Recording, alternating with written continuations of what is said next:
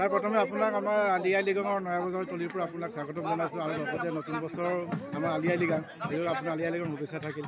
আপোনাৰ আজি আমাৰ নয়াবজাৰত আহি আপোনাৰ কেনে অনুভৱ হৈছে? প্ৰথমতে আলি আই লৃগাঙৰ শুভেচ্ছা জনাইছোঁ সকলোলৈকে, বিশেষকৈ নয়াবজাৰৰ বাসিন্দাসকললৈ। আৰু আলি আই লৃগাং আমি জানো যে কৃষি উৎসৱ আৰু বিশেষকৈ আহু ধানৰ আৰম্ভণিৰ উৎসৱ। গতিকে বাও, আহু আৰু লগতে শালি খেতি, এই তাৰ মাজত বাও আৰু আহু এইটো হ'ল ট্ৰাইবেল খেতি।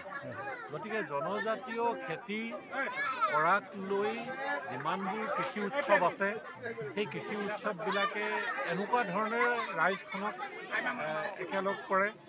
আৰু আহু খেতি আচলতে বহু ঠাইত এতিয়া নোহোৱা হ'ল। বিশেষকৈ ওখ ঠাইবিলাক আহু খেতিৰ কাৰণে আটাইতকৈ উপযোগী আমি জানো, কিন্তু আচলতে সেই ব্ৰিটিছৰ দিনত ব্ৰিটিছে ওখ ওখ ঠাইবোৰ চাহ বাগান পাতিলে।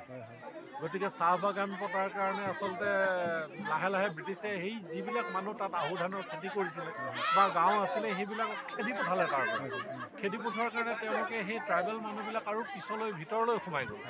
আৰু ভিতৰত সোমাই যোৱাৰ কাৰণে তেওঁলোকে লাহে লাহে আচলতে শালি খেতিলৈ পৰিৱৰ্তন হ'ল বা বাও খেতিলৈ পৰিৱৰ্তন হ'ল, কিন্তু আহু ধান নাইকিয়া হৈ গ'ল। কিন্তু এই আলি আই লৃগাঙে এই আমাৰ যে পুৰণি সংস্কৃতি আহু ধানৰ খেতি, আমাৰ পুৰণা সাধু কথাবিলাকত, আনকি বুঢ়ী আই সাধুটো, আপুনি এই যে ধান খাবলৈ অহা তুলি চৰাই সেই সাধুটো, সেইবিলাকো সেই আহু ধানৰ খেতি আচলতে।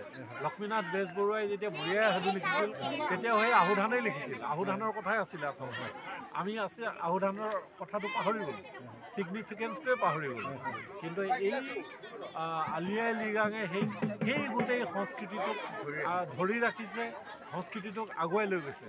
মাজুলীলৈ অহাৰ পিছত প্ৰথমবাৰ আকৌ যেতিয়া আহু ধান দেখিলোঁ মনটো ভাল লাগি গ'ল। এতিয়া এইফালে শিৱসাগৰ, যোৰহাট, ডিব্ৰুগড় এইফালে আহু ধান নোহোৱা হ'ল। মানুহে কোনে আহু ধান খেতি কৰিছিলে বিচাৰি পাবলৈ নোহোৱা হ'ল। কিন্তু লগতে এইটো কথাও ক'ব লাগিব যে বিশেষকৈ মিচিং সমাজক, যি আহু ধানৰ খেতিৰ কাৰণে এই আলি আই লৃগাং আৰম্ভণি, সেইটোক মই লগতে আৰু এটা কথা ক'ম যে ঠিক আছে, আহু ধান, বাও ধান, লগতে শালি ধান, তিনিওটা খেতি হ'ব লাগে, যি আমাৰ অৰ্থনৈতিক স্বাৱলম্বিতা, অৰ্থনৈতিক অগ্ৰসৰ, অৰ্থনৈতিক প্ৰগতিত সহায় কৰিব। ধন্যবাদ। ঠিক আছে ছাৰ, আপুনি এক্সপ্লেনেশ্যন কৰাৰ কাৰণে আমাৰ ফালৰ পৰা আপোনাৰ অশেষ ধন্যবাদ থাকিল।